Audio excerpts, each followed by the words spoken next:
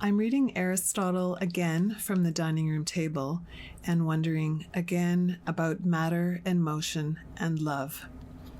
We've been bouncing around the house these last months without direction, and although it is possible each late afternoon to hear laughter from the kids on the trampoline next door, it's quiet in here, always so quiet and still.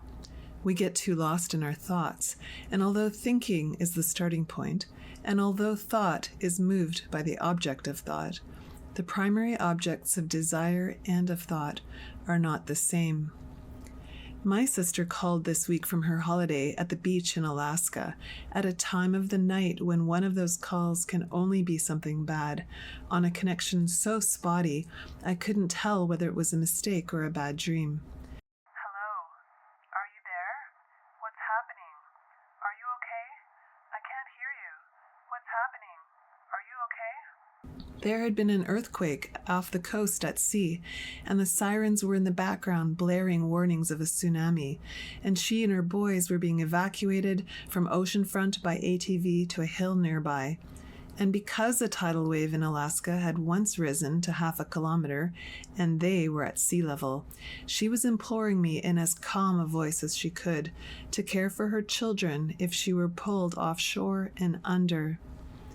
Now, if something is moved, it is capable of being other than it is, and so what might have been our final words were as pragmatic as expected. Love is ordinary work. It's planning work. It's work focused on what happens when the movement stills and we see what still stands. This is the serious love, the mother's untrembling love. It's love without laughter that binds us to solid ground. There is something which is always moved with an unceasing motion, and that's motion in a circle. This is plain not only in theory, but in fact. Some sinking and some rising along a fault line, and reverberations can be felt across bodies.